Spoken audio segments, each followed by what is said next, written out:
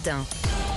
L'édito politique sur Europe 1 avec Le Figaro. Bonjour Alexis Brézel. Bonjour Dimitri, bonjour à tous. Alexis, Éric Dupond-Moretti a donc été blanchi hier par la Cour de justice de la République du chef de prise illégale d'intérêt. Est-ce que c'est une victoire pour Emmanuel Macron ? C'est d'abord une belle victoire pour Éric Dupond-Moretti lui-même qui, sans cela, aurait dû consentir à une humiliante démission. C'est aussi une bouffée d'oxygène pour le gouvernement et la majorité, au moment où le sort d'Olivier Dussopt et de François Bayrou se joue aussi devant les tribunaux. C'est enfin, vous avez raison, un soulagement pour Emmanuel Macron qui n'aura pas, chose qu'il déteste, à remanier sous la pression. Mais cette décision de la CIGR est aussi, et peut-être plus encore, un camouflet brutal pour les syndicats de magistrats. Vous savez, l'USM censé être modéré, le syndicat de la magistrature gauchisant, celui du mur des cons, syndicat qui, avec l'association Anticor, avait porté plainte contre leur ministre en exercice et obtenu qu'il soit traîné devant la Cour de justice. C'est un camouflet pour le parquet général près la Cour de cassation, la plus haute institution judiciaire de France, qui a porté l'accusation avec acharnement et réclamé contre le garde des Sceaux la peine infamante d'1 an de prison avec sursis.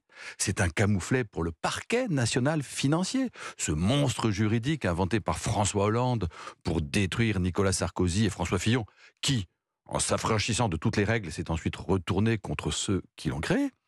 C'est enfin un camouflet pour le tout-puissant François Molins, très haut magistrat, aujourd'hui à la retraite, dont les débats ont montré qu'il avait sciemment laissé son ministre s'enfoncer dans le piège pour mieux lui retirer le tapis sous les pieds.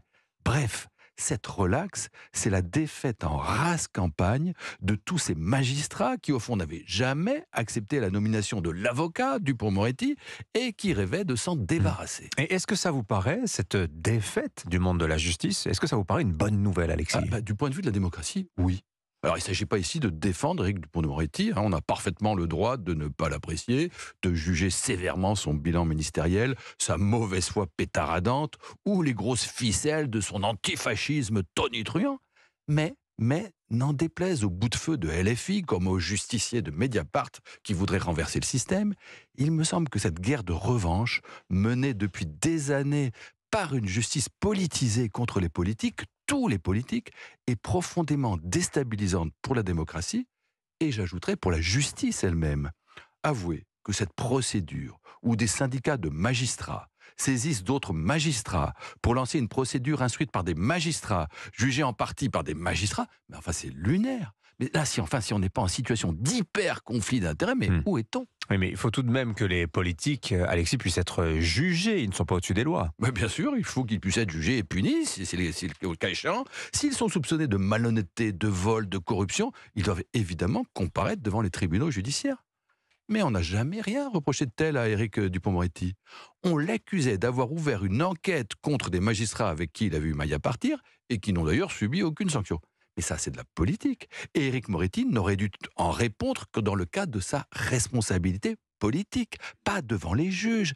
La grande différence entre les hommes politiques et les juges, Dimitri, c'est que les premiers tirent leur légitimité de l'élection, ou pour les ministres, de leur nomination par le président de la République élu. Alors que les magistrats, eux, ont passé un concours. Ça leur donne une compétence, pas une légitimité. Et en démocratie, il ne faudrait pas l'oublier, c'est au peuple, c'est-à-dire aux électeurs, que doit revenir le dernier mot. L'édito politique sur Europe 1. Merci beaucoup Alexis Brézel. La une du Figaro ce matin, c'est la COP28. Les enjeux cruciaux d'un sommet controversé. On en parlera en détail avec Olivier Delagarde dans la revue de presse d'Europe 1 à 9h moins le quart.